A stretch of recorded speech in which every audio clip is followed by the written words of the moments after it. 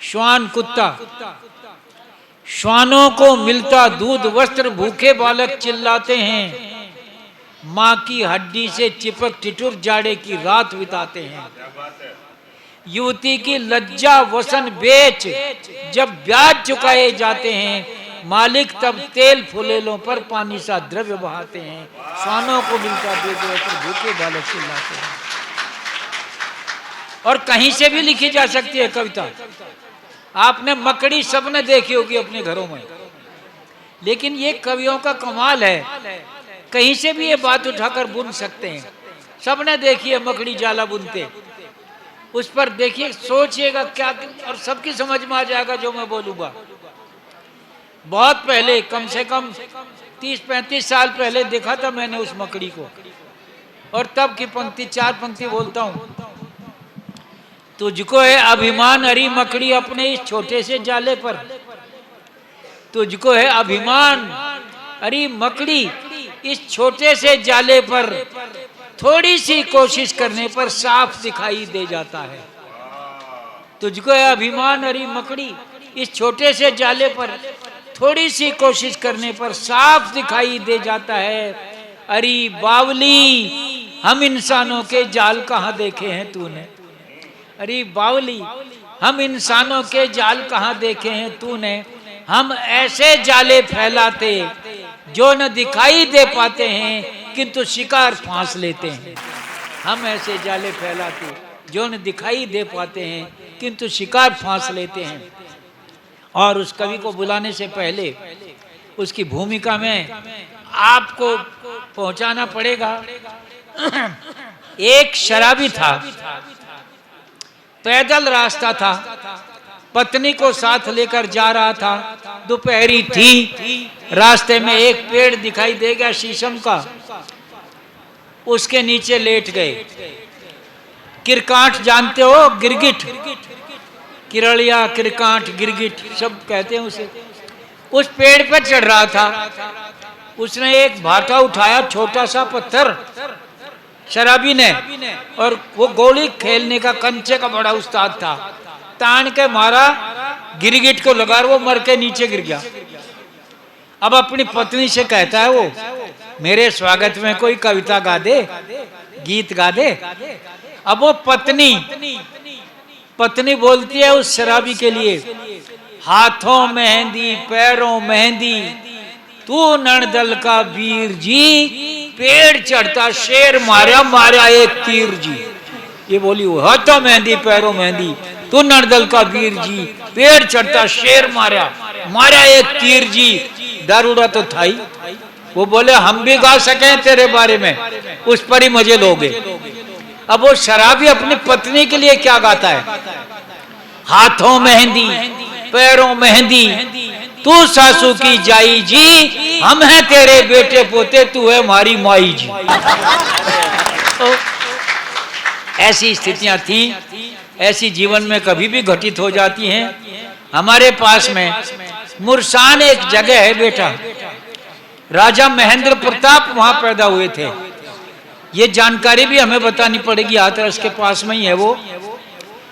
हाथरस के राजा भी रहे और मुरसान में वो रहे, पैदा हुए, उनकी मूर्ति लगी हुई है छोटी सी वहां।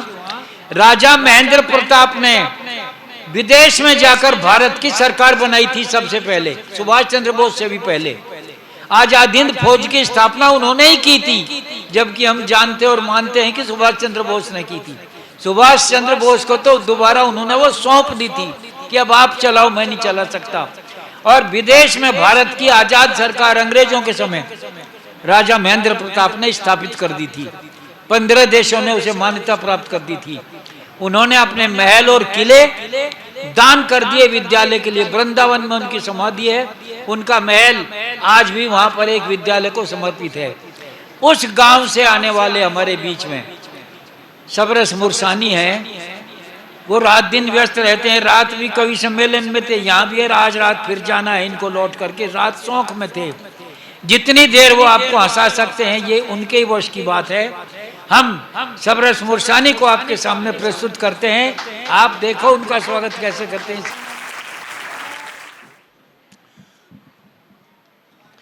अब क्या आपके कानों में आकर कहूं कि ताली बजाओ।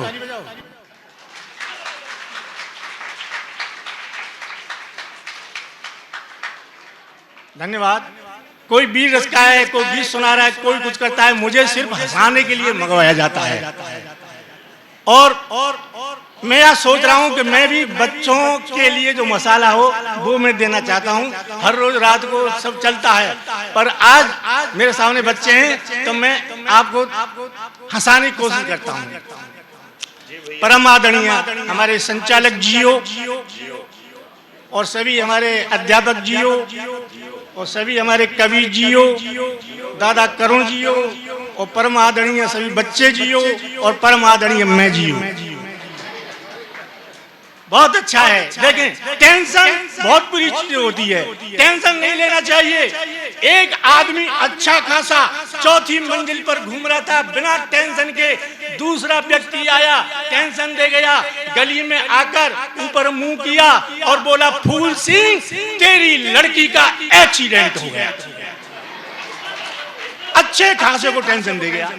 अब वो फूल सिंह टेंशन में जल्दी नीचे उतरा, तीसरी मंजिल पर फूल सिंह आया, तब उसे होश आया, मेरे तो कोई लड़की है ही नहीं, मेरे तो कोई लड़की है ही नहीं। और जब फूल सिंह दूसरी मंजिल पर आया तब उसे होश आया कि मेरी तो भी शादी भी नहीं हुई है। और फूल सिंह नीचे आया सबसे नीची मंजिल पर, तब उसे होश आया, मेरा तो नाम ही फूल सिंह नहीं है। तो हर समय मुस्कुराते रहना चाहिए। ताली बजाने के लिए मैं कहता नहीं किसी से, ताली बजाने का मैंने कोड वर्ड बना रखा है। जब मैं ऐसे करूं समझ लो ताली बजा ली। तुम एक बार रिहर्सल करते हैं, ऐसे नहीं, एक बार रिहर्सल करते हैं।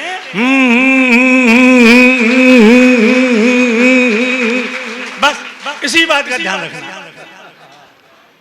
संचालक जी, मुझे भी अपने बचपन के दिन याद आते हैं।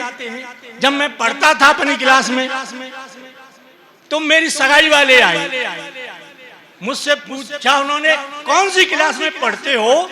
तो मैंने उनसे कहा, मैं 10वीं क्लास में पढ़ता हूँ। बोले, हमें कैसे विश्वास हो कि तुम 10वीं क्लास में पढ़ते हो? मैंने कहा, मोहल्ले वाले बच्चों से पूछ लो, मोहल्ले वाले आदमियों से पूछ लो, 10वीं क्लास में तो मैं कई सालों से पढ़ रहा हूँ, 10वीं क्लास में तो मैं कई वर्षों से पढ़ रहा हूँ। बोले, कई वर्षों से? जी हाँ, पर हमें कैसे विश्वास हो कि तुम 10वीं क्लास में पढ़ते हो? तो मैंने कहा, मार्कशीट दिखाऊं? मार्कशीट दिखाऊं?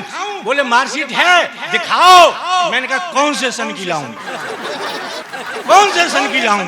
बोले, कितने सन की हैं? मैंने कहा, 6 बार फेल की हैं। 6 बार फेल की?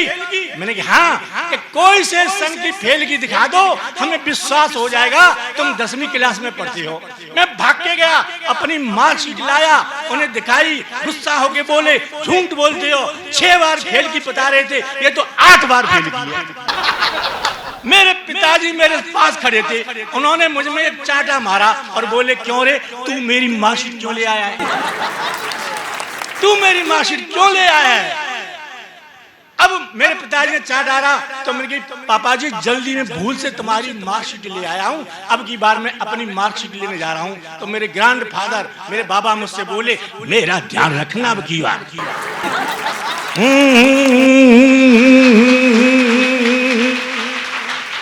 वास्तव में